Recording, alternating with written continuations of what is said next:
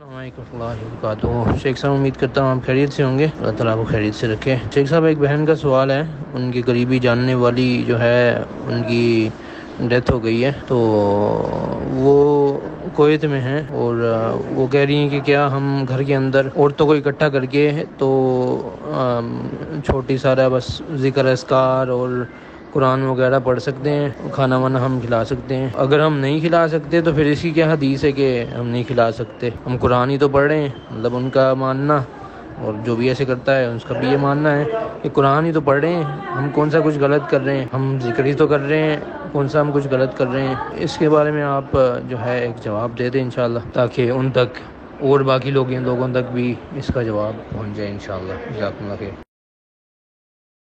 جہاں تک آپ کے سوال کا تعلق ہے تو اس کا جواب یہ ہے کہ کسی بھی شخص کی موت کے بعد اگر کچھ عورتیں گھر میں جمع ہوں یا کچھ مرد جمع ہوں اور وہ قرآن خوانی کریں، قرآن مجید پڑھیں، ذکر اذکار کریں اور اس کے بعد کھانا وانے کا اہتمام کریں میت کی روح کو ایصال ثواب کے لیے، تو اس کا کوئی ثبوت نہیں ہے۔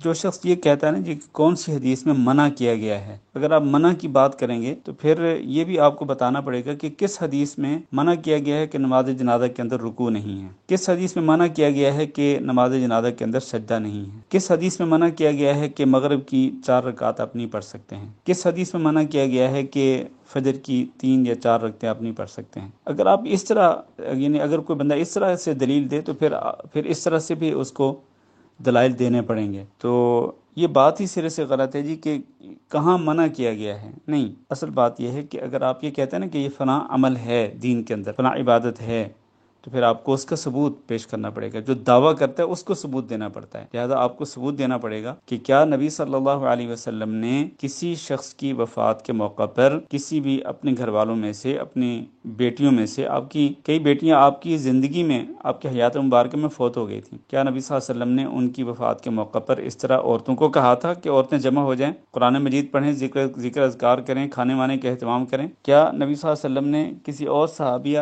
یا صحابی کی وفات کے موقع پر اس طرح ترغیب دی تھی؟ کیا صحابہ کرام اس طرح کرتے تھے، صحابیات اس طرح کرتی تھیں؟ تو جو عمل اس وقت دین نہیں تھا وہ آج بھی دین نہیں ہو سکتا اور وہ قیامت تک دین نہیں ہو سکتا ہے، لہٰذا یہ بات بالکل درست نہیں ہے۔ عبادت وہ ہوتی ہے جس کا ثبوت ہوتا ہے۔ یہ کہنا کہ جی ہم قرآن ہی تو پڑھتے ہیں، ذکر اذکار ہی کرتے ہیں، بات یہ ہے کہ قرآن کس لیے پڑھتے ہیں، ذکر اذکار کیوں کرتے ہیں؟ وہ اس لیے کہ آپ میت کی روح کو ایصال ثواب پہنچانا چاہتے ہیں۔ تو میت کی روح کو ایصال ثواب پہنچانے کا طریقہ یہ نبی صلی اللہ علیہ وسلم سے ثابت ہے؟ کیا نبی صلی اللہ علیہ وسلم نے اس طرح کیا؟ کیا نبی صلی اللہ علیہ وسلم کی ازواج مطہرات نے اس طرح کیا؟ کیا نبی صلی اللہ علیہ وسلم کے دیگر صحابہ کرام نے اس طرح کیا؟ صحابیات نے اس طرح کیا؟ نہیں کیا۔ جو عمل بطور عبادت اس وقت دین کے اندر نہیں تھا وہ آج بھی دین کے اندر نہیں ہو سکتا اور قیامت تک وہ دین کا حصہ نہیں ہو سکتا۔ واللہ اعلم۔